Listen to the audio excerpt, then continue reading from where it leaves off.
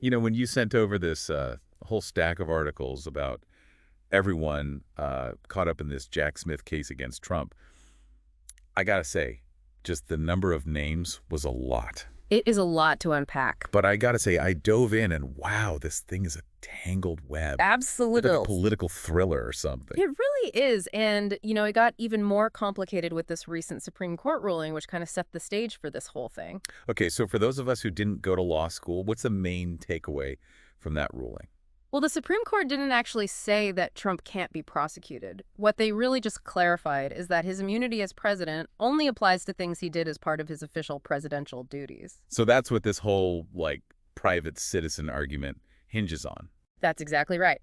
Jack Smith, the special counsel, he's arguing that when Trump was challenging the election results, he wasn't acting as president.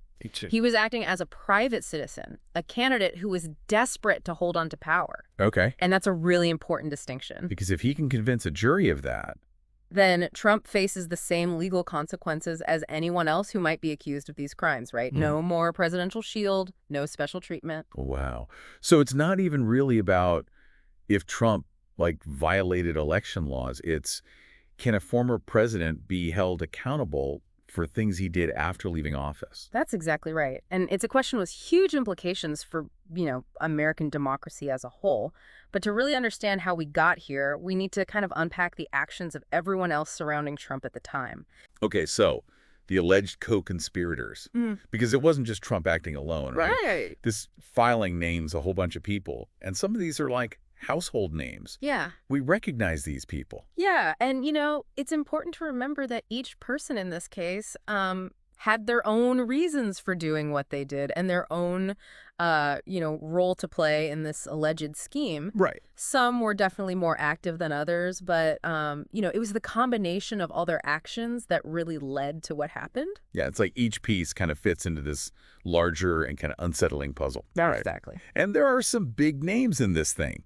Let's start with Steve Bannon. I mean, everyone's probably heard of this guy by now, right? Bannon's an interesting one. He was already, a big deal in conservative media, but his alleged role, it went way beyond just talking about it. Right. I mean, this filing says he was, like, already predicting Trump would declare victory before the election even happened. Yeah, and he wasn't just predicting it, he was encouraging it. Wow. And then, he used his platform to amplify those baseless claims of election fraud. Right. And even went as far as pressuring Mike Pence to try to get involved. And speaking of pressuring officials, it seems like Rudy Giuliani was the point person for that whole thing. Yeah. I mean, from those press conferences to actually talking to state officials, he was everywhere. Oh, yeah. Giuliani was definitely high profile. And his actions just highlight how far some people were willing to go to try to challenge these election results. And, his own legal troubles in several different states are a serious reminder that spreading disinformation can have real consequences. Yeah, I mean, disbarment and multiple indictments, that's not something you just easily bounce back from. Exactly. But beyond Giuliani's actions, this case also, really takes a close look at the legal minds who were coming up with these strategies in the first place. Which brings us to John Eastman, and I got to ask about this whole alternate electors plan. Yeah. Because when I first read this, I was like, wait, what? Right. Like, is this even real? It sounds like something out of a movie. It does sound kind of far-fetched, right? Yeah. But Eastman, he was a lawyer, and he was the one who actually came up with this whole plan. He wrote a memo where he describes a scenario where Pence could just decide Trump won by rejecting electors from certain states. So basically, he created this roadmap for overturning the election. Yeah, essentially. And the really crazy thing is that even Eastman himself admitted that his legal theory probably wouldn't hold up in court. Oh, wow. But he just kept pushing it anyway. It's like they were all so sure they were right that they just, like, ignored all the evidence. That's a really important point. A lot of these people seem to be living in this echo chamber where they just kept reinforcing each other's beliefs, even when there was overwhelming evidence that they were wrong. But it wasn't everyone right. I mean, Doug Ducey, the governor of Arizona, he stood up to Trump when Trump asked him to mess with the vote count. Ducey's a perfect example of someone who just refused to give in to the pressure. Yeah. He wanted to see evidence of fraud, which of course never materialized. Wow. And in the end, he certified Biden's win in Arizona. His actions show that not every Republican was okay with what was going on. It's a good reminder that even within a political party, people can disagree and stand up for what they think is right. Definitely.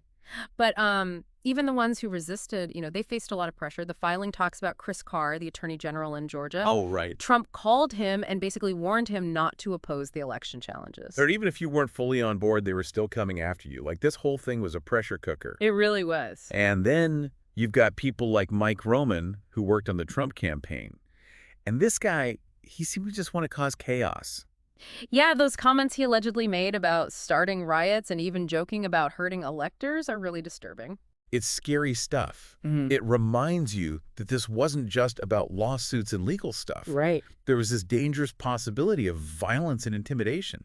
Yeah, you're absolutely right. It shows just how far some people were willing to go to overturn this election. But even with all this craziness going on, there were still some voices of reason. Like Eric Hirschman, the White House lawyer. This guy kept telling Trump that his claims were bogus. That must have been a tough job. Yeah, Hirschman seems like one of the few who was consistently pushing back on Trump. Wow. He even told John Eastman to get a lawyer because he knew there'd be legal trouble. And, well, he was right about that. You'd think someone like Trump would see that he needed a lawyer, especially after losing an election, but I guess not. Yeah.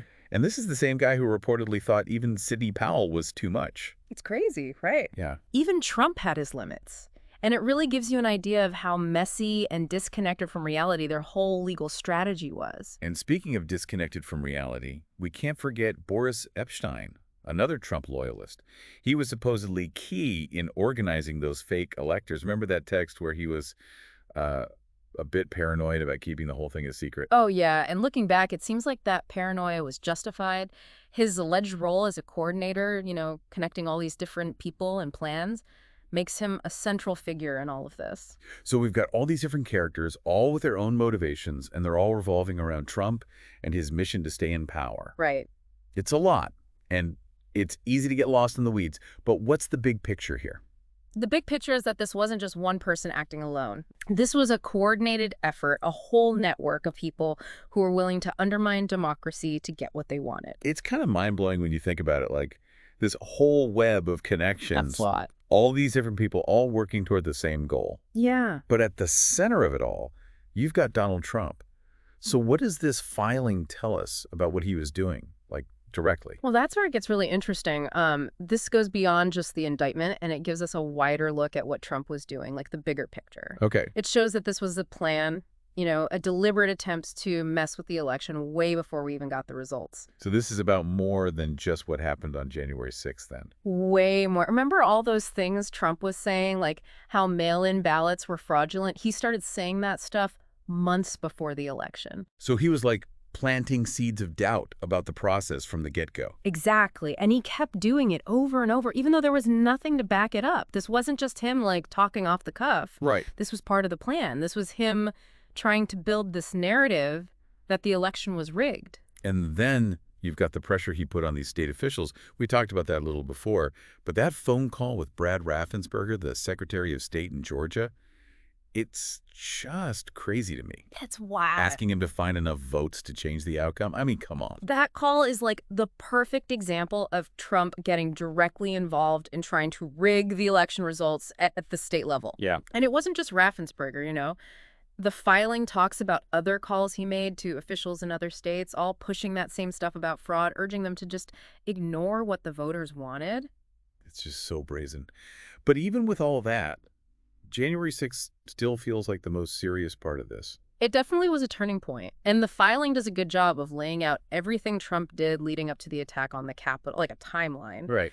And it shows how his words and especially his tweets really riled people up that day. Like he was throwing fuel on the fire. It's like when he was tweeting about Pence betraying him while the riot was happening. It's wild. And that's exactly what Jack Smith is trying to prove. He's saying that Trump's actions weren't just irresponsible, they were criminal. Okay.